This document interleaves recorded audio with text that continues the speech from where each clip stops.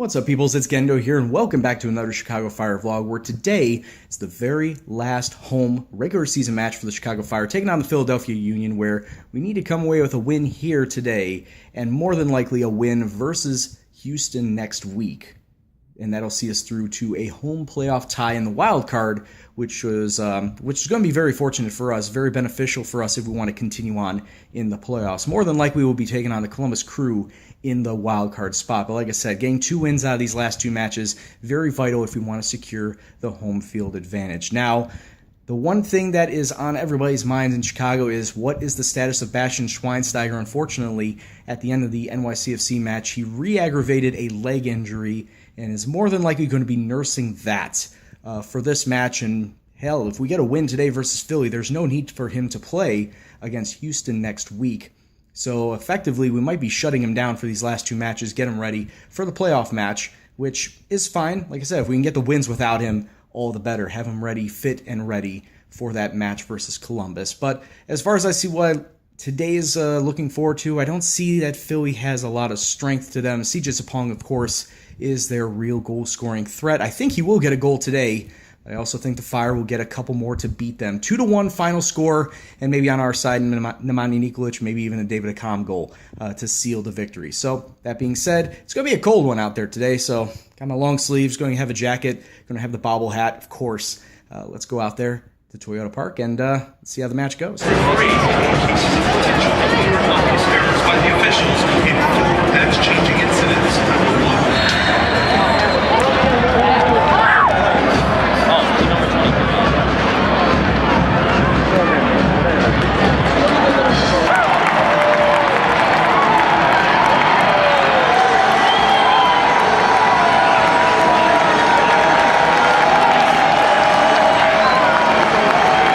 To Michael DeLue, raising his jersey.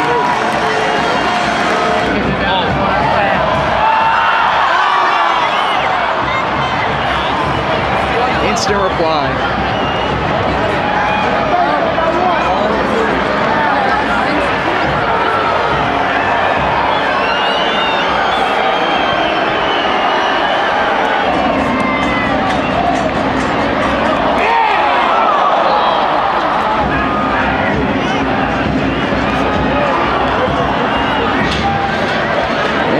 Kickoff.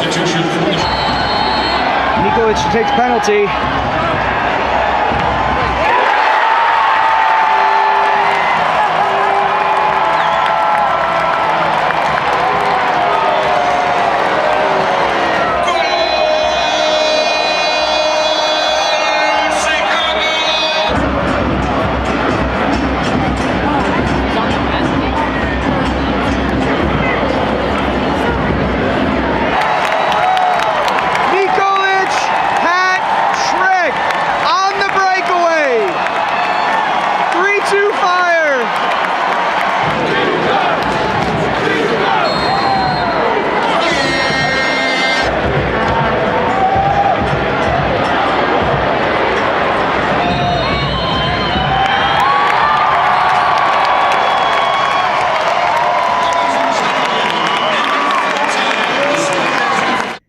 Man, the Chicago Fire can be jokes at times. Let's not beat around the bush. It's great that they got the win.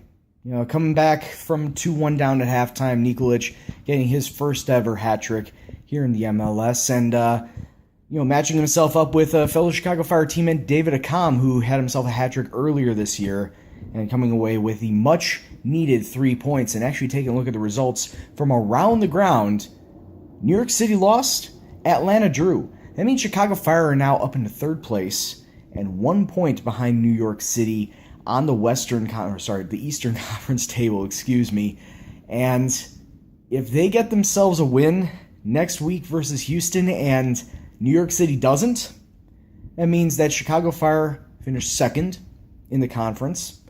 Chicago Fire again automatic bye in the first round of the playoffs. And the Chicago Fire will qualify for the Champions League. For the first time in, forever, Champions League football is on the line for them. And if they know that, then I'm sure they'll come out versus Houston and play like wildfire. No pun intended, but they really need to get themselves at the very least a win to put themselves in a position to get Champions League football for next season. Nikolic, let's take a look at his 3 goals today. First and third were off of breaks, and Andre Blake just couldn't handle the breaks coming down the left-hand side. Brandon Vincent with the assist on the first goal, David Accam with the assist on the third, and then the second one was a penalty kick that was won by David Accam just inside the penalty area. He was trying to back himself out of the penalty area, but got tripped up, and the referee called a penalty, which is like the first time in a long time that a penalty has been called for the Chicago Fire, because it just seems like every other time the ref just swallows his whistle and nothing comes of it. So very fortunate to get the 3 goals thanks to Nikolic.